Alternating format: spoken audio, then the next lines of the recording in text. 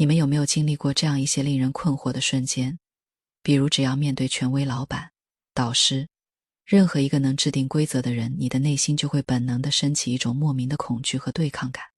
或者每一次即将取得巨大成功，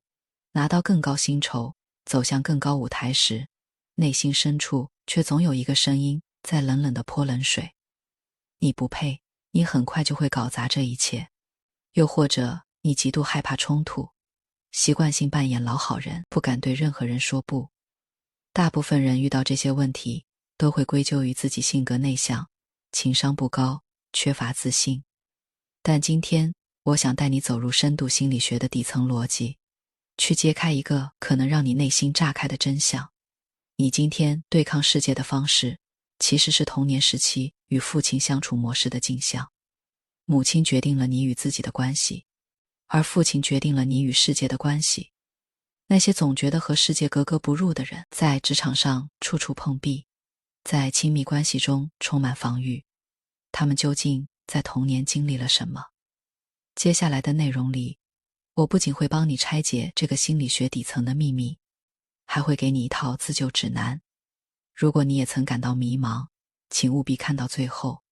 因为这或许会是你今年看到的最能改变你命运轨迹的内容。先给你卸卸包袱，如果你听完上面那段话，心里开始自责，觉得自己怎么这么软弱，怎么这么没用，请立刻停下来。做不到对权威从容淡定，做不到对成功心安理得，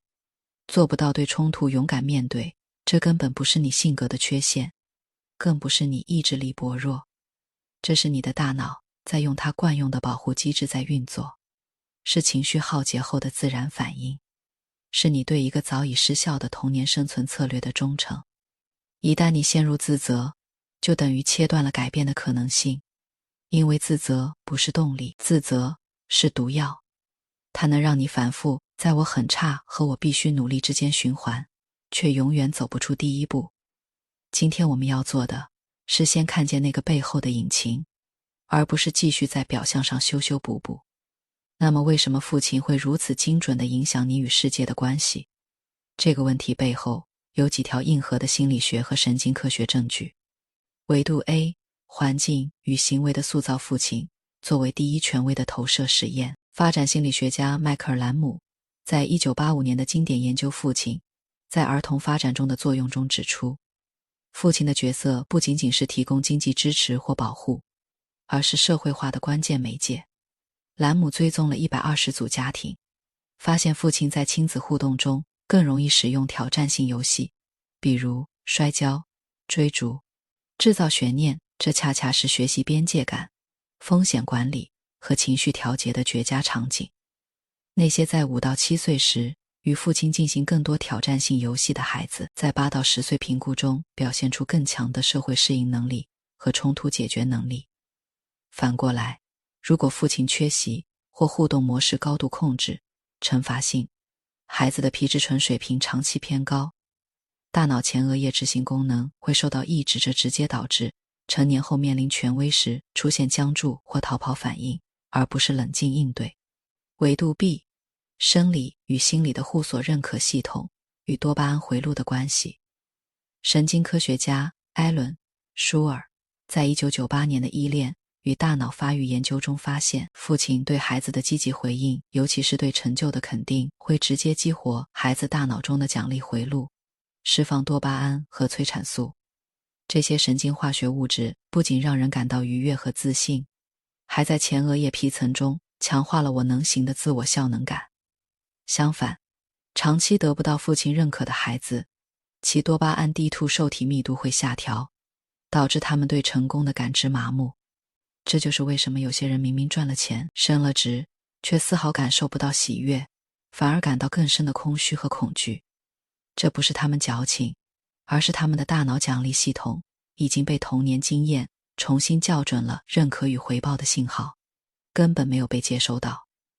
维度 C， 演化与深层效应。父亲作为世界模拟器的生物本能。从演化心理学角度看，父亲在人类进化中扮演的是外部世界的前哨侦察兵。哈佛大学人类学家莎拉·赫迪在2000年的研究母亲与他人中提出，母亲提供的是可预测的保护性的内部环境，而父亲的任务是引入不确定性和挑战。这是为了让后代在离开家庭后能够处理真实世界的不可预测性。如果父亲这个模拟器给出的信号是安全的、可控的，孩子的神经系统中就会长出一套健康的应激反应模式。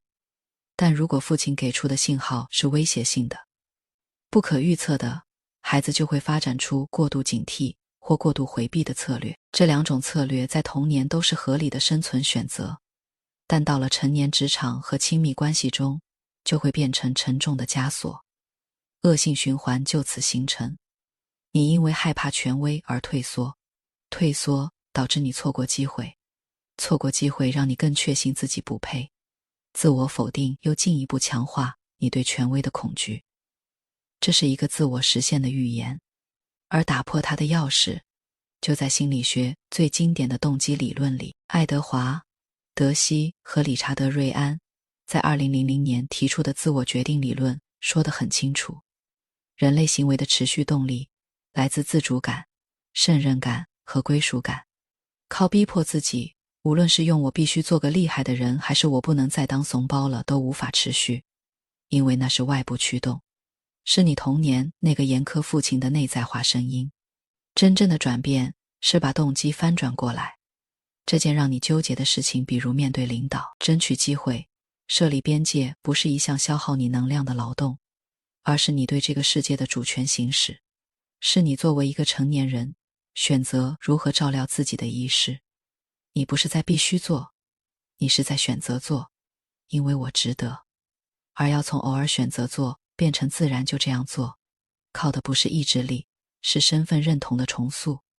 斯坦福大学行为科学家 B.J. 福格在微习惯中提出的行为模型里有一个关键发现：当一个人开始相信自己是一个特定类型的人时，行为会自动跟上。你的每一次行动都是在积累证据重塑你的自我形象，自我形象又自动驱动下一步行动。这个过程叫做自我一致性效应。研究还显示，习惯的自动化平均需要66天，但核心不是天数，而是你在这些天里如何对内心对话。你可以从因为应该做才去做的人，慢慢变成不用想就自然去做的人。接下来3个行动建议直接呼应前面讲到的科学原理，你可以立刻开始。第一，阻断源头，捕捉无序诞生的第一个瞬间。当你要面对权威或挑战时，注意那个退缩的念头是从哪一秒开始的。可能是你打开老板微信的那一刻，可能是你站在会议室门口的那一刻。在这个瞬间，给自己一个暂停的指令，深呼吸一次，告诉自己，这不是当年的场景，这不是当年的那个人。这就是在运用兰姆研究中的情境记忆重构，用现实的信息覆盖掉古老的威胁信号。第二，感知沉浸，把过程变成冥想，不要只盯着我要搞定这个老板或者我要提加薪成功，而是把注意力放在感官上，你的呼吸节奏，你嘴里水的味道，你手中的触感。这种觉察行为会从杏仁核手中夺回控制权，降低皮质醇水平。这是舒尔研究所说的正念干预前额叶激活的日常版。当你专注在身体感受上，逃跑反应会自然退散。第三，语言框架，改变内心的对话。这是最简单也最立竿见影的方法。把我必须表现得很好换成我选择来谈谈我的想法。把我不能显得紧张换成我紧张是正常的。这是我的系统在提醒我认真对待。把老板会不会觉得我不行换成我来要一个反馈信息，仅此而已。这个小语言调整直接作用于你大脑中的叙事身份，荣格所说的神圣的复兴原型就在这重建。想象一下半年后的那个画面，你坐在办公桌前，打开领导的对话框，内心不再翻江倒海，你平静地打了一个字好，然后开始处理下一件事。